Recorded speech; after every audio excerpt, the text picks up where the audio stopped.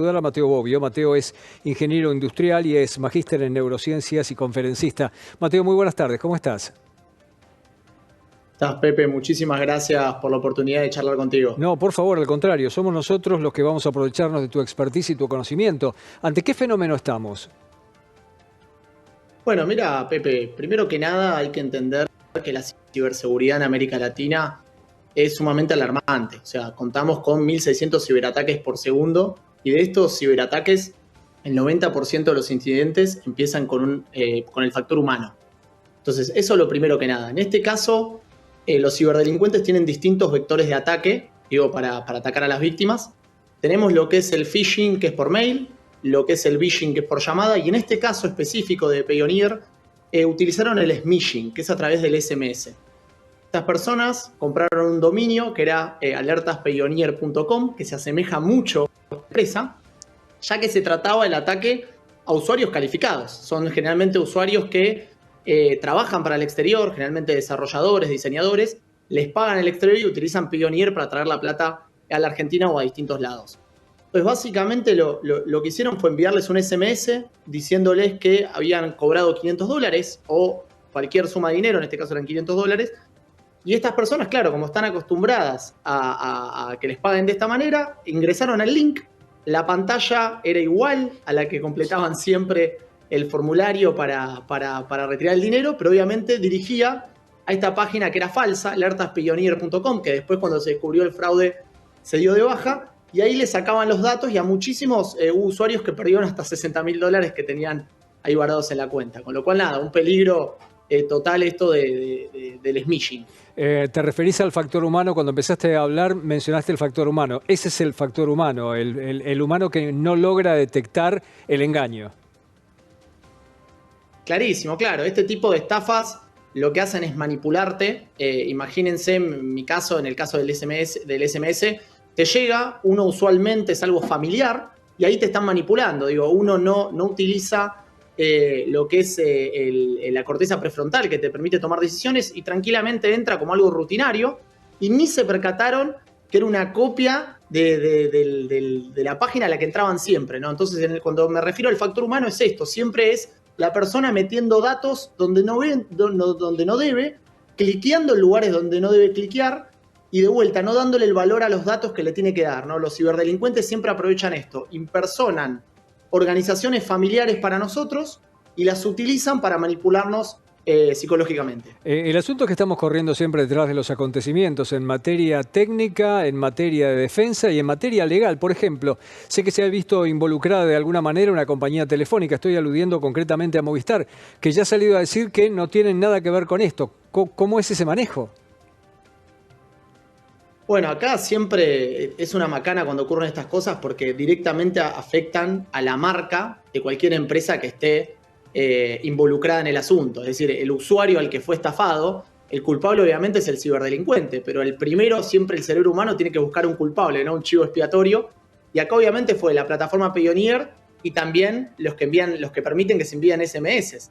Pero la realidad en este caso, y no por hablar en defensa justo de la empresa Movistar en cuestión, sino simplemente lo que fue Movistar, en este caso cualquier compañía de telefonía, fue el vector de ataque, simplemente fue el mecanismo que usaron los ciberdelincuentes, con lo cual ellos, la culpa en realidad no la tienen, ellos proveen el servicio de comunicación o de SMS y fue el que utilizaron. Acá simplemente hay dos puntas para trabajar, una es la concientización de la población, y eso corre por cuenta de los profesionales de ciberseguridad, como es mi caso de la empresa Wellmate, o de repente a Payoneer para educar a sus usuarios, o también los organismos gubernamentales para educar en ciberseguridad a la gente común, ¿no? Es muy importante entender hoy que los datos tienen un valor y que así como nosotros cuando salimos a la calle y cuidamos nuestro celular o nuestras pertenencias, así tenemos que cuidar nuestros datos cuando estamos en línea. Mateo, y mientras tanto, ¿cómo nos defendemos? Porque eso es algo que lleva tiempo. Estamos ante un fenómeno para muchos de nosotros bastante nuevo y parece, insisto con el término, creo que corremos siempre detrás de los acontecimientos. ¿Cómo nos defendemos? Bueno, primero que nada está la concientización y lo que hay que hacer acá es entender que siempre los ciberdelincuentes requieren acciones urgentes. Siempre lo que ocurre es, me llama un familiar que está secuestrado, me llega un mail o un SMS que acaban de retirar o acabo de cobrar cierto dinero, siempre las acciones son instantáneas. Entonces, cuando yo voy a cliquear, hacer clic en un enlace o de repente voy a dejar datos, ahí tengo que sospechar y parar la pelota y entender a quién le estoy dando mis datos y entender quién es el receptor y chequear ante todo las fuentes originales. Después, obviamente, este caso justo es muy específico y es un ataque muy teledirigido, pero generalmente hay cuestiones, por ejemplo, lo que se denomina en la jerga el doble factor de autenticación. ¿Qué quiere decir esto? Para entrar a una aplicación, especialmente estas de dinero que involucran activos digitales, lo importante es tener un doble factor de chequeo. ¿Qué es esto? Yo ingreso con mi contraseña, pero también me llega un mensaje o me llaman por teléfono o me envían un mail. Entonces, si por ejemplo mi mail fue vulnerado y luego para hacer el otro chequeo me envían un mensaje, el ciberdelincuente solo tiene mi mail, pero no tiene el SMS que me lleva a mi celular. Entonces, el doble factor de autenticación es una muy buena manera de prevenirnos, pero generalmente todo arranca, como dije desde el comienzo, con el factor humano. Es mucho cuidado cuando entregamos datos y más si se trata de datos que significan el ingreso a alguna aplicación bancaria nuestra. La pregunta a lo mejor puede parecerte un poco precaria, sobre todo de quien no tiene el conocimiento tecnológico como yo, pero tengo que trasladártela. ¿Están preparadas estas plataformas? En este caso hablo de Payoneer, como para poder brindar ese servicio. ¿Tienen la estructura tecnológica y de seguridad que se necesita para semejante menester?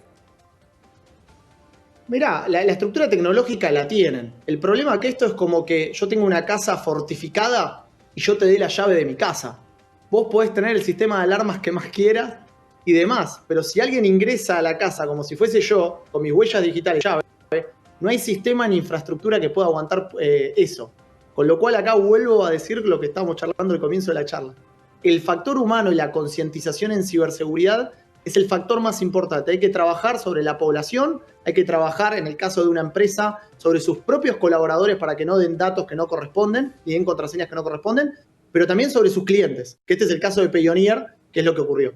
Bueno, la verdad es que esto parece bastante más sofisticado y una escala más abarcativa, porque hasta ahora eran organismos o eran empresas o eran entidades las que eran atacadas. Desde lo personal me parece es la primera vez que yo oigo de un ataque algo tan puntual como una billetera virtual. Sí, la realidad que cada vez los ataques, los ciberdelincuentes obviamente así como también la sociedad a través de sufrir los distintos ataques va mejorando. Lo mismo ocurre con los ciberdelincuentes.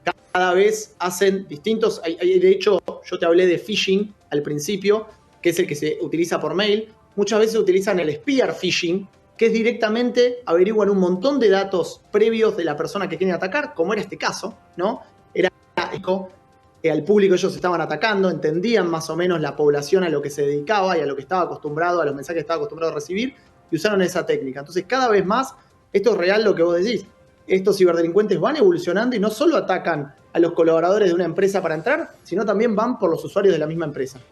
Diste una cifra en el comienzo realmente muy preocupante de la cantidad de ataques y dijiste en Latinoamérica. ¿Es el área más sensible, es la que tiene menos protección, Latinoamérica? Bueno, la verdad que todas a nivel mundial, las distintas estadísticas que uno va viendo, la verdad que la región y el fenómeno de los ciberataques es cada vez más normal y creciente. Sí, Latinoamérica lo que llama la atención es la poca concientización. Hay países más evolucionados que otros. Por ejemplo, te tengo que dar el caso de Chile, que en el tema de concientización y seguridad bastante más avanzado respecto a países de habla hispana de América Latina, pero sí que hoy es un tema que quizás muchas veces gubernamental no se tiene tan en cuenta y ya está realmente quemando como si fuese la lava en un volcán en erupción y realmente requiere muchísima atención. Mateo, quiero agradecer mucho tu tiempo. No, te agradezco yo muchísimo la participación. Un saludo muy cordial. Mateo Bobbio, ingeniero industrial, magíster en neurociencias, conferencista, para hablar de este fenómeno que lamentablemente parece que va a tener más continuidad de lo que uno quisiera.